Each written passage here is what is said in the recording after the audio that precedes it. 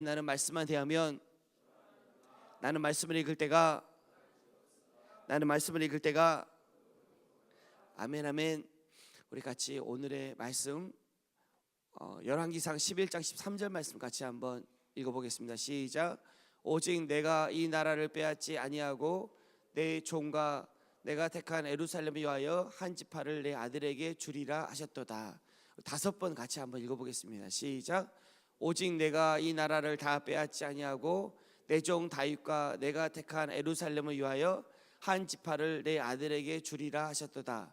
오직 내가 이 나라를 다 빼앗지 아니하고 내 종 다윗과 내가 택한 예루살렘을 위하여 한 지파를 내 아들에게 주리라 하셨도다.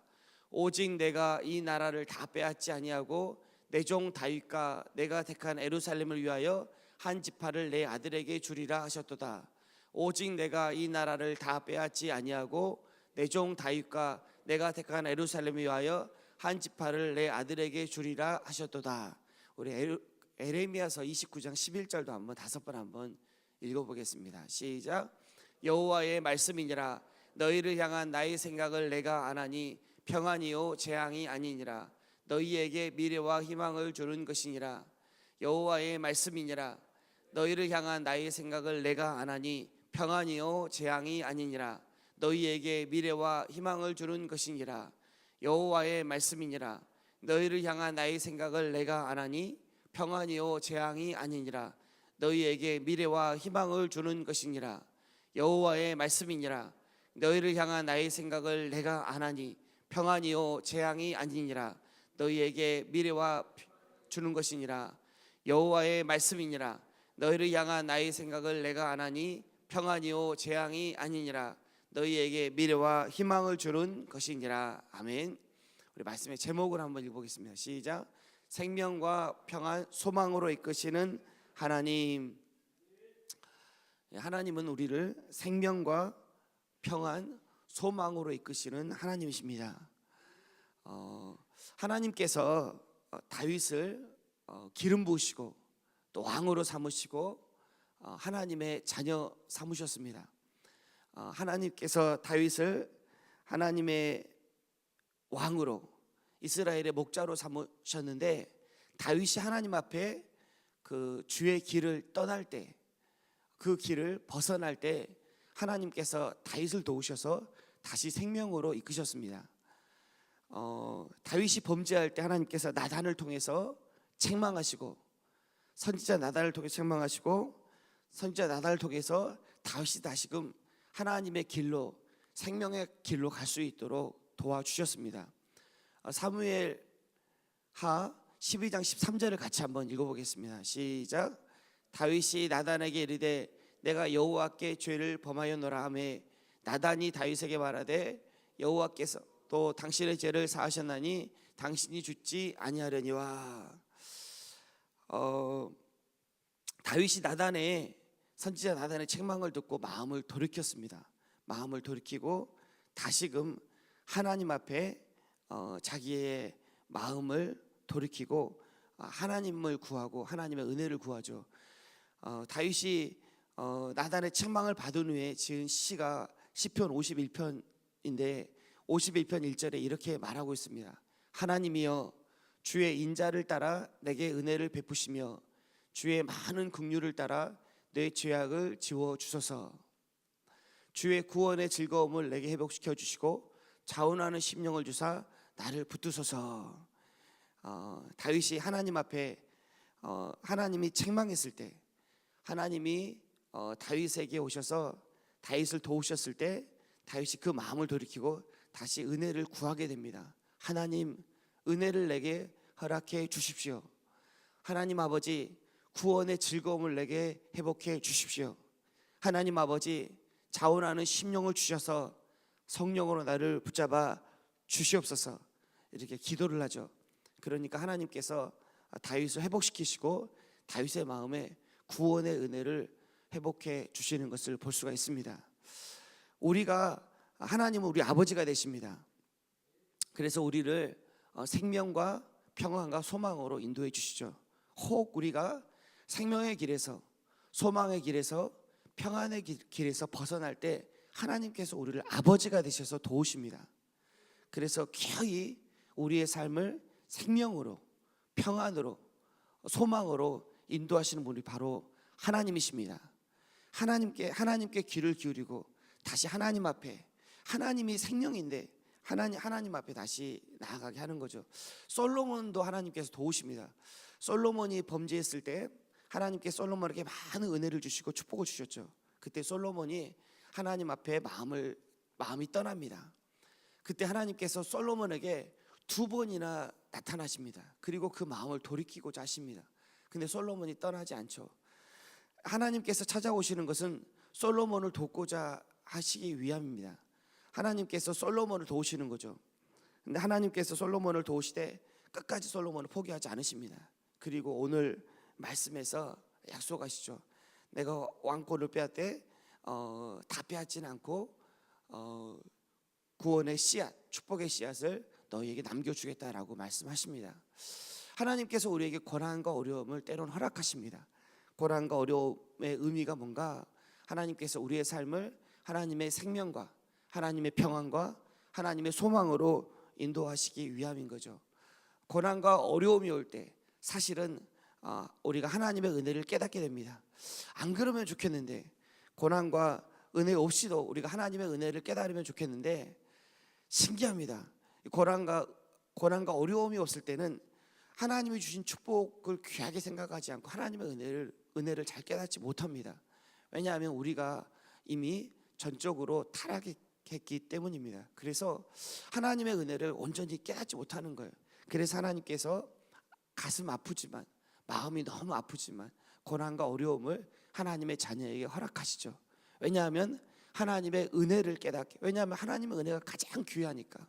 잠시 고난과 어려움이 있지만 그것보다도 귀한 게 하나님의 은혜고, 그것이 생명이고, 그것이 평안이고, 그것이 소망의 길이니까 하나님의 은혜를 깨닫게 하십니다.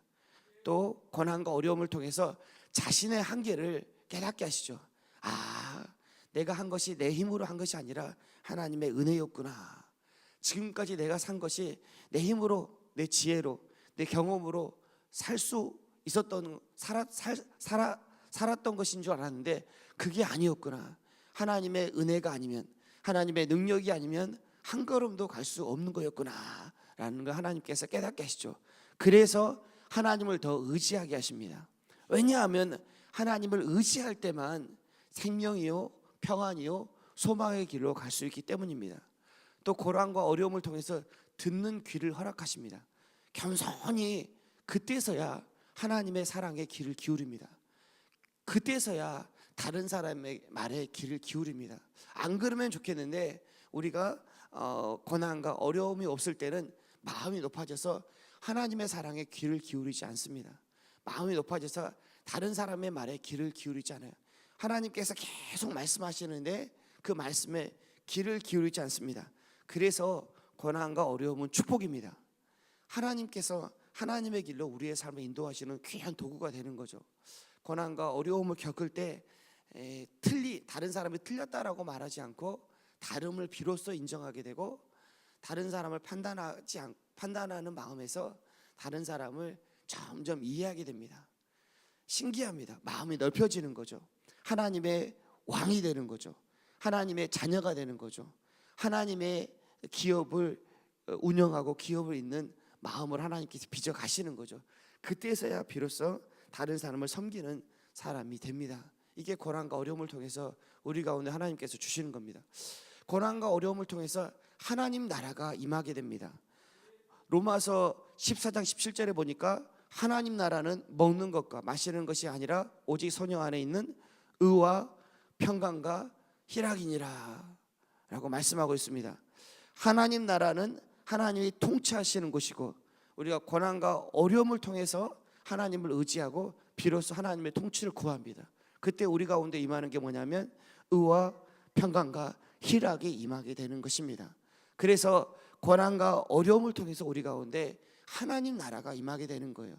모든 삶의 영역에서 하나님의 통치를 구하고 하나님의 통치가 임하는 모든 곳에 하나님의 의와 하나님의 평강과 하나님의 기쁨이 우리 가운데 임하는 것입니다. 그래서 고난이 축복입니다. 그래서 우리 가운데 어려움이 축복입니다. 다윗도 시편 119편에 보니까 고난과 어려움을 당하고 고백한 것이 내가 고난 당하기 전에는 내가 그릇 행하였더니 이제는 주의 말씀을 지키나이다 라고 고백하고 있습니다. 고난과 어려움을 통해서 그른 길로 갔다가 이제 바른 길로 가게 되었다. 고난과 어려움을 통해서 하나님의 통치 가운데 내가 들어가게 되었다라고 고백하고 있는 것입니다. 고난과 어려움이 나쁜 게 아니라 하나님께서 우리를 도우시는 귀한 도구인 줄 믿습니다. 하나님께서 고난과 어려움을 우리에게 허락하시는데 고난과 어려움의 때 하나님의 통치가 우리 가운데 임하고 하나님의 은혜를 깨닫는 방법이 뭐냐면 모든 일에 감사하는 것입니다. 할렐루야. 할렐루야. 모든 일이 하나님이 하셨음을 인정하는 겁니다. 모든 것이 하나님의 선하신 손 안에 있는 것을 인정하는 것입니다. 모든 일에 감사하는 것입니다. 하나님이 하셨습니다. 하나님이 하셨습니다. 하나님이 하셨습니다. 하나님 감사합니다. 이렇게 말할 때 사단의 권세가 떠나가고 하나님의 통치가 내 삶의 모든 영역에 임하는 겁니다. 왜냐하면 감사는 하나님을 인정하는 것이기 때문입니다. 하나님의 선하심을 인정하는 것이기 때문입니다. 우리가 고난과 어려움의 때 모든 일에 감사할 때 고난과 어려움은 고난과 어려움이 아니라 축복의 통로가 되고 하나님 나라가 내 안에 임하고 우리 가운데 생명과 평안과 소망이 되는 놀라운 은혜가 되는 줄 믿습니다.